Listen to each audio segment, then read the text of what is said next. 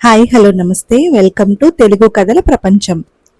మహాభారతం చందమామ కథలు. లక్క ఇంటి దహనం. పాండవులు తమ తల్లితో సహా వారణావతానికి పోవటానికి సిద్ధమయ్యారు. వారి కోసం గుర్రాలు పూంచిన రథాలు సిద్ధంగా ఉన్నాయి. వాళ్ళు భీష్ముడికి, ధృతరాష్ట్రుడికి, విదురుడికి, ద్రోణకృపులకు, బాహ్లిక సోమదత్తుల వంటి ఇతర పెద్దలకు నమస్కారాలు చేసి వారి ఆశీర్వాదాలు పొంది దీనవదనాలతో బయలుదేరారు. అప్పుడు కొందరు సాహసికులైన బ్రాహ్మణులు పాండవుల వెంబడిపోతూ రాజభయము ఏ మాత్రము లేక, అయ్యో ఈ గుడ్డిరాజు ఎంత పాపాత్ముడు, పాండవులు పాపం ఎవరికేమి అపకారం చేశారు, వాళ్ల తండ్రి పాలించిన రాజ్యం వాళ్లది కాదా, ఇలా వెళ్ళిపోవటానికి ధర్మరాజు మాత్రం ఎలా ఒప్పుకున్నాడు, ఈ పాపిష్టి రాజ్యంలో మనం ఎందుకుండాలి, ధర్మరాజు ఎక్కడికి పోతే మనము అక్కడికే పోదామని గట్టిగా మాట్లాడుకున్నారు. ఈ మాటలు విని ధర్మరాజు వాళ్లతో, అయ్యా, ధృతరాష్ట్రుడు మాకు పెద్ద దిక్కు, ఆయన ఎక్కడికి పొమ్మంటే మేము అక్కడికి పోతాము, మీరు మా మేలు కోరేవారు గనక మాకు ఎదురుగా వచ్చి దీవించి మీ మీ ఇళ్లకు తిరిగి వెళ్ళండి అని చెప్పి వారిని పంపేశాడు. సాగనంపటానికి వచ్చిన వాళ్ళు కూడా వెనక్కు తగ్గినాక విదురుడు ధర్మరాజు వెంట కొంత దూరం వెళ్లి వారి కోసం లక్క ఇల్లు నిర్మాణమై సిద్ధంగా ఉన్నదని, శత్రువుల మనిషి ఒకడు ఆ ఇంట వారి వెంట ఉంటాడని, వారిని ఆ లక్క ఇంటితో పాటు కాల్చేసే ప్రయత్నం జరుగుతోందని, ఏమరపాటు ఏమాత్రమూ లేక వారు ఆ ఇంటి నుండి బయటపడి ప్రాణాలు దక్కించుకోవాలని, తన మనిషి ఒకడు లక్క ఇంటి నుంచి అరణ్యంలోకి సొరంగం తవ్వి ఉంచుతాడని, పాండవులు ప్రాణాలు దక్కించుకొని అరణ్యం చేరుకున్నాక నక్షత్రాలను బట్టి దిక్కు తెలుసుకుంటూ ఎటైనా వెళ్ళిపోవాలని, లక్క ఇంటి ప్రవేశించడం మాత్రం మానవద్దని రహస్యంగా చెప్పి తాను కూడా వెనక్కి వెళ్ళాడు. తర్వాత కుంతీదేవి ధర్మరాజుతో, నాయనా, విదురుడు నీతో ఏదో రహస్యంగా చెప్పాడు, దాన్ని మేము కూడా వినవచ్చునా అని అన్నది. ధర్మరాజు తల్లికి తమ్ములకి అగ్ని వగైరా భయాలు కలిగితే నేర్పుగా తప్పించుకోమని, నేర్పుగా జీవిస్తూ రాజ్యం సాధించుకోమని విదురుడు హెచ్చరించాడు. నేను సరే అన్నాను అని చెప్పాడు. ఫాల్గుణ శుద్ధ అష్టమి రోహిణి నక్షత్రం నాడు పాండవులు వారణావతం చేరారు. వారి రాక ముందుగానే తెలిసి వంది మాగధులు, బ్రాహ్మణులు మేళతాళాలతో ఎదురువచ్చారు. వారి కోసం ఊరంతా తోరణాలతోనూ, ముగ్గులతోనూ, పుష్పమాలలతోనూ అలంకరించారు. పాండవులు పురప్రవేశం చేసి అక్కడి బ్రాహ్మణ, వైశ్య, శూద్ర గృహాలకు వెళ్లి అందరికీ బహుమతులు ఇచ్చారు.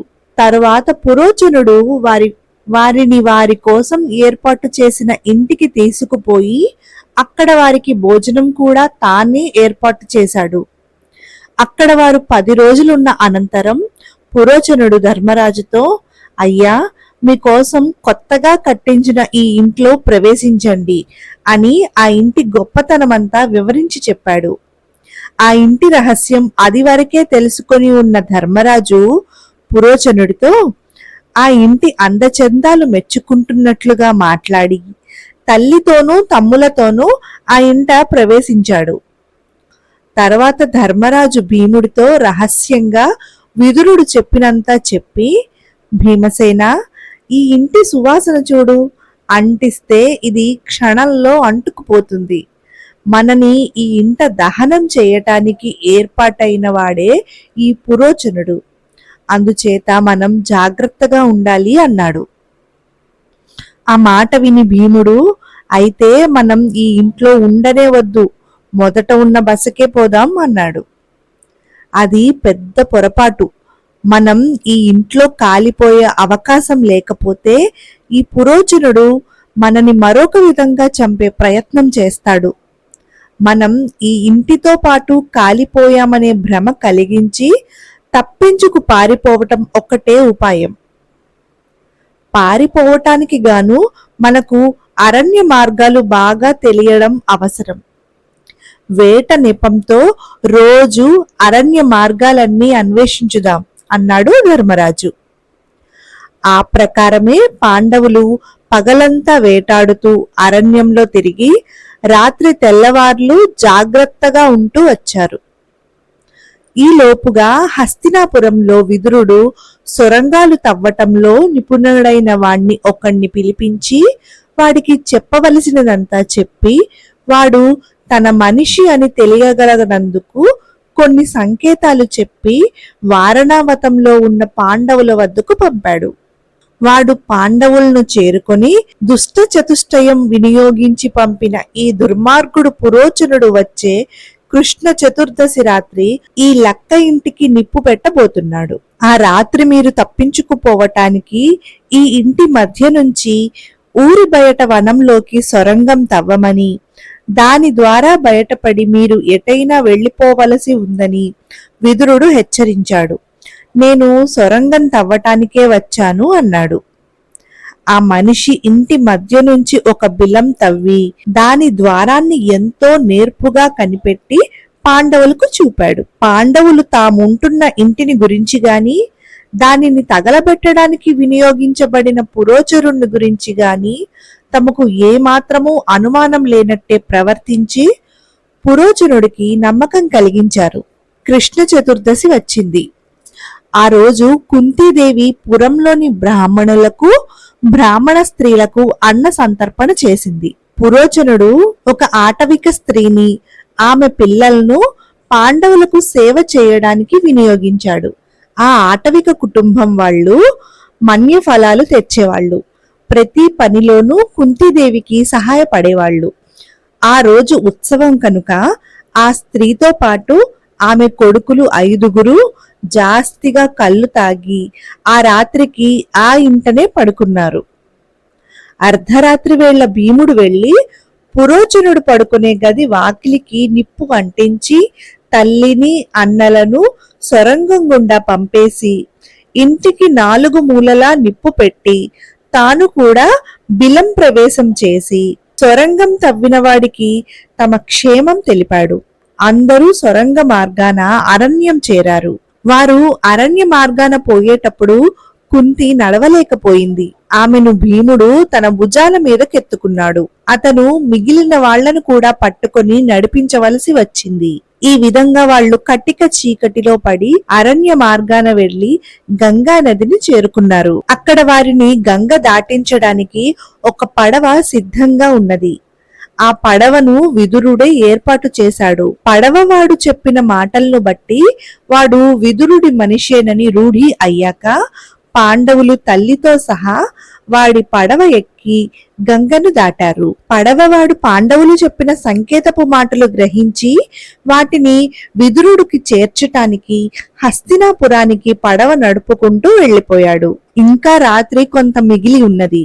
పాండవులు నక్షత్రాలను బట్టి దిక్కులు తెలుసుకొని దక్షిణంగా నడవడం ప్రారంభించారు. కొంత దూరం వెళ్ళాక భీముడు తప్ప మిగిలిన వాళ్ళు ఒక్క అడుగైనా నడవలేకపోయారు. రాత్రంతా నిద్రలేదు. దారి తెన్ను తెలియని అరణ్య మార్గాన నడక. అందరూ చతికిలబడడం చూసి భీముడు అందరినీ ఒక్కసారే ఎత్తుకొని కొంత దూరం నడిచి ఒక చోట దించి కూర్చున్నాడు. కొంచెం సేపు అయ్యాక కుంతి భీముడితో, నాయనా, దాహంతో ప్రాణం పోయేటట్టు ఉన్నది అన్నది. భీముడు మళ్ళీ అందర్నీ ఎత్తుకుపోయి ఒక మర్రి చెట్టు కింద దించి, మీరందరూ ఇక్కడే పడుకొని ఉండండి, నేను వెళ్ళి మీ అందరికీ నీరు తెస్తాను అని బయలుదేరాడు. కొంత దూరం పోగా అతనికి నీటి పక్షుల కలకలం వినిపించింది. ఆ దిక్కుగా పోగా ఒక కొలను కనిపించింది.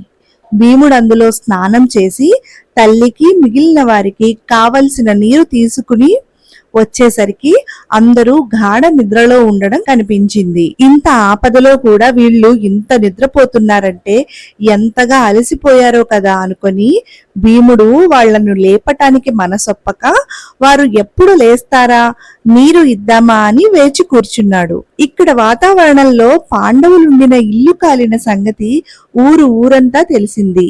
జనం పోగయ్యారు. ఇంకా మంటలు అంతో ఇంతో మండుతూనే ఉన్నాయి. సొరంగం తవ్వినవాడు ఆ మంటలను ఆర్పేవాడిలాగా బూడిదను అటూ ఇటూ తోస్తూ బిలద్వారాన్ని అతి నేర్పుగా కప్పేశాడు. పురోచనుడి శవము, ఆటవిక స్త్రీ శవము, ఆమె 5 కొడుకుల శవాలు కాలి గుర్తించరాకుండా ఉన్నాయి. కుంతితో సహా పాండవులు, వారి వెంట ఉన్న పురోచనుడు ఆ ఇంట కాలిపోయారని జనం అనుకున్నారు. ఈ వార్త హస్తినాపురం చేరింది. కుంతి పాండవులు ఇంటితో సహా కాలిపోయారని వినగానే ధృతరాష్ట్రుడు గుండెలవిసి మూర్ఛపోయాడు. విదురుడు కూడా నలుగురితో పాటు తాను కూడా దొంగ కన్నీరు కార్చాడు. అక్కడ పాండవులు అలసి నిద్రపోతున్న వనంలో హిడింబుడనే రాక్షసుడు ఉండేవాడు.